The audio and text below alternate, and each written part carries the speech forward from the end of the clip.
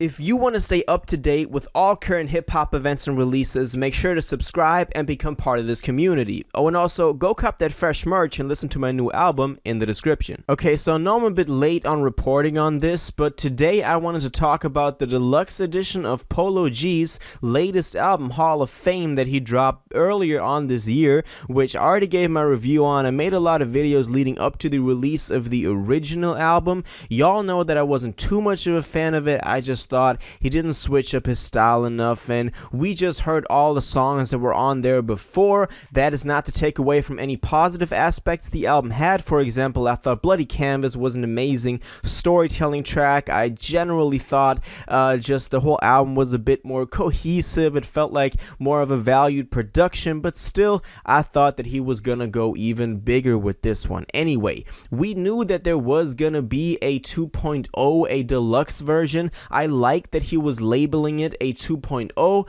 because y'all know that I don't really like artists just dropping these deluxes a week after and putting on a bunch of new tracks on there. So him waiting almost, I think it's half a year for dropping this new deluxe edition, I thought was a great move, and also that he's labeling it a 2.0 shows that it's not just a deluxe version, but rather something bigger than that.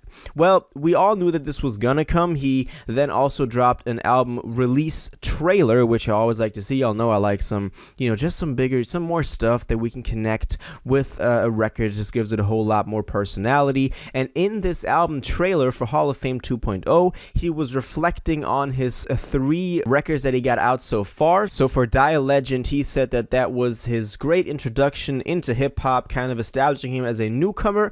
Then The GOAT was him establishing himself as a serious artist, and then Hall of Fame was him finding his own sound, which I find kind of ironic because, as I already said, Hall of Fame to me just was the exact opposite. He wasn't evolving his sound any further, but rather just relying on old formulas that had worked. But anyway, he got to promote the thing, so I don't blame him. At the end of the trailer, we do get a lot more information on the 2.0 version now. For example, the release date, December 3rd. This is only 3 to 4 weeks from now, so quite, far away still. I thought that he was going to drop it sooner. I made a video a couple of weeks ago talking about it dropping in October still. So y'all know that I thought this was going to drop way earlier, but it's now December. But still, as I said, I like that he's taking his time with it.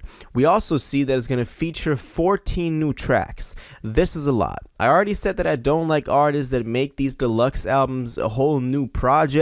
We've seen, for example, Nav do this. We've seen Lil Uzi do this back in 2020. I just don't personally like that, because then the second project is not a standalone project, but rather just relying on the success of its predecessor.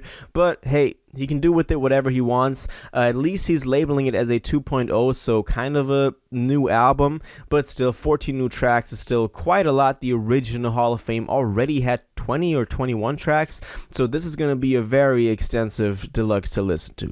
And we see the album cover, which I think is amazing, his best cover art to date. People always blame Polo G for having, really not good cover arts, but this one looks amazing. We have the 3 characters, the 3 faces of Polo G on here. We have the young Polo from the cover from Die a Legend. Then we also have the GOAT Polo G with the horns, and then we have the Hall of Fame Polo G on like the podium, and it just looks really cool. They're like illuminated and like drawn in a way. I think this looks dope. One of the best album covers I've seen from him in a while, so definitely is a pleasant surprise and a highlight for me.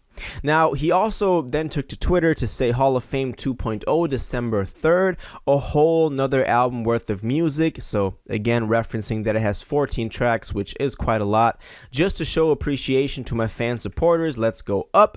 I like that he's, calling out his fans, saying that this is for the appreciation, to show his fans, just his gratitude for them supporting him.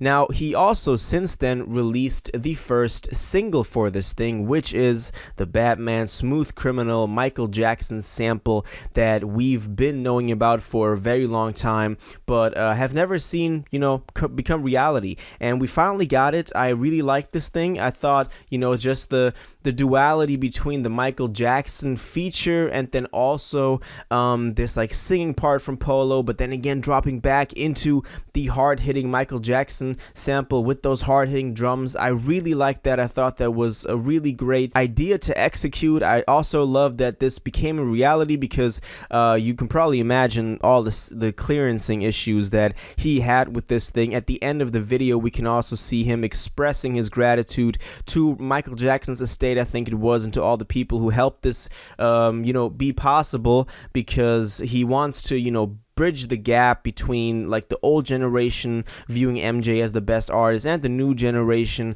So I like that he has that intention in the back of his mind, and I like that this is the lead single to this new project. Now, of course, this doesn't really tell us anything about this new project, because it doesn't tell us that he's going to work with a lot of more samples, because it's probably just like a one-time example. But still, I like that at least he's setting the tone for it, going hard, and giving this deluxe version such a special track that fans have been wanting for a long time. This shows that he's not just doing it as kind of like, just throwing some throwaway songs on there and expecting it to, racking some more numbers, but rather actually cares about the music that is on there. Always like to see that. Now, in my comments, I saw a post from someone. He still has to respond to give me the source, but I wanted to give y'all this information. I don't know if this is official yet, but he was, listing some features, and I can't remember all of them, but NLE Choppa was on there. He recently also collaborated with Polo G on his track Jumpin', so I don't think that he's going to have another track on this new deluxe edition of it. And also, I seen Lil Baby's name pop up again, which would be hella dope, because y'all know Lil Baby, that is my man, and they previously collaborated on Be Something and Three-Headed Goat. But if you've listened to Be Something featuring Lil Baby from the Goat, then you know that it is one of Baby's hardest verses, but Baby just recorded it on a freaking potato again. The mix and the leveling and the quality of that recording is so freaking bad that you can't re-listen to it, but in itself it's one of Baby's hardest verses. So I think that Baby could really go hard on a Polo G beat, so I'm looking forward to that as well, if that is actually true.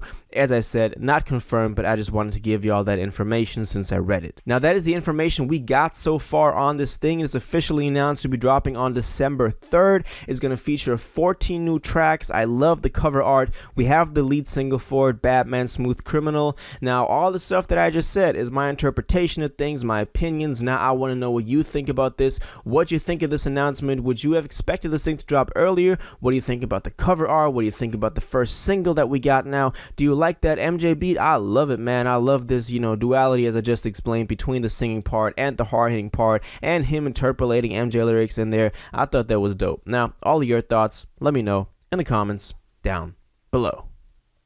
If you watched this video to the end and liked it, and you want to stay up to date with all current hip-hop events and releases, make sure to subscribe, turn on notifications, hit that like button, and go follow my social media and blog down in the description. It really helps me out. Until the next one, y'all have an incredible day, and y'all take care.